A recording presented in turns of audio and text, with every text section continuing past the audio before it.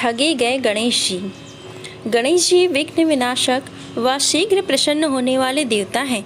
अगर कोई सच्चे मन से गणेश जी की वंदना करता है तो गौरी नंदन तुरंत प्रसन्न होकर उसे आशीर्वाद प्रदान करते हैं। वैसे भी गणेश जी जिस स्थान पर निवास करते हैं उनकी दोनों पत्नियां रिद्धि तथा सिद्धि भी उनके साथ रहती हैं। उनके दोनों पुत्र शुभ व लाभ का आगमन भी गणेश जी के साथ ही होता है। कभी कभी तो भक्त भगवान को असमंजस में डाल देते हैं। पूजा पाठ व भक्ति का जो वरदान मांगते हैं वह निराला होता है। काफ़ी समय पहले की बात है। एक गांव में एक अंधी बुढ़िया रहती थी। वह गणेश जी की परम भक्त थी। आँखों से भले ही दिखाई नहीं देता था, परंतु वह सुबह शाम गणेश जी की बंदगी में मग्न रहती। नित्य गणेश जी की प्रतिमा के आगे बैठकर उनकी स्तुति करती, भजन गाती व समाधि में लीन रहती। गणेश जी बुढ़िया की भक्ति से बड़े प्रसन्न हुए। उन्होंने सोचा, यह बुढ़िया नित्य हमारा स्मरण करती है, परंतु बदले में कुछ भी नहीं मांगती, नहीं चाहिए। ऐसा सोचकर गणेश जी एक दिन बुढ़िया के सम्मुख प्रकट हुए तथा बोले, माई, तुम हमारी सच्ची भक्त हो। जिस श्रद्धा व विश्वास से हमारा स्मरण करती हो हम उससे प्रसन्न हैं, अतः तुम जो वरदान चाहो हमसे मांग सकती हो। बोली, प्रभु, मैं तो आपकी भक्ति प्रेम भाव से करती हूँ।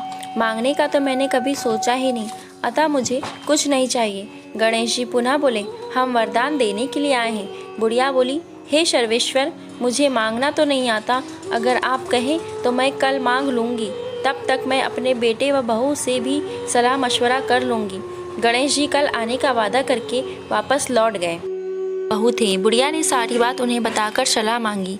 बेटा बोला, माँ, तुम गणेश जी से ढेर सारा पैसा मांग लो, हमारी गरीबी दूर हो जाएगी, सब सुख चैन से रहेंगे। बुढ़िया की बहू बोली, नहीं, आप एक सुंदर पोते का वरदान मांगे, वंश को आगे बढ़ाने वाला भी तो चाहिए। बुढ़िया बेटे और बहू की बातें सुनकर असमंजस में पड़ गई। सोचा, यह दोनों तो अपने अपने मतलब की बातें कर रहे हैं। बुढ़िया ने पड़ोसियों से सलाह लेने का मन बनाया। पड़ोसन भी नेक दिल थी। उसने बुढ़िया को समझाया कि तुम्हारी सारी जिंदगी दुखों में कटी है, अब जो थोड़ा जीवन बचा है वह तो सुख से व्यतीत हो जाए। धन अथवा पोते को तुम क्या करोगे अगर तुम्हारी आंखें ही नहीं है तो? यह सांसारिक वस्तु तुम्हारे लिए व्यर्थ है, अतः तुम अपने लिए दोनों आंखें मांग लो। बुढ़िया और भी सोच में पड़ गई। उसने सोचा, कुछ ऐसा मांग लो जिससे मेरा बहू व बेटे सबका भला हो। लेकिन ऐसा क्या हो सकता है? इसी उधेड़तून में सारा दिन व्यतीत हो गया।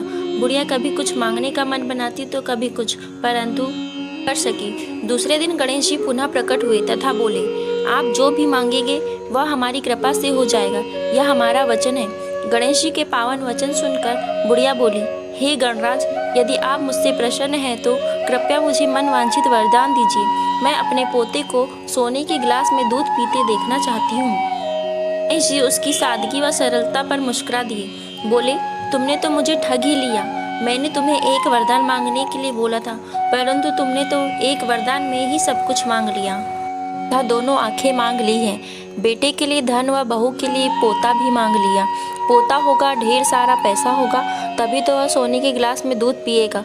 पोते को देखने के लिए तुम जिंदा रहोगी, तभी तो देख पाओगी। अब देखने के लिए दो आंखें भी देनी पड़ेंगी। फिर भी वह बोले, जो तुमने मांगा है वे सब सत्य होगा। यूँ कहकर गणेश जी अंतर्ध्यान हो गए। कुछ समय पाकर गणेश जी की कृपा से बुढ़िया के घर पोता हुआ। बेटे का कारोबार चल निकला तथा बुढ़िया की आंखों की रोशनी वापस लौट आई। बुढ़िया अपने परिवार सहित सुखपूर्वक जीवन व्यतीत करने लगी।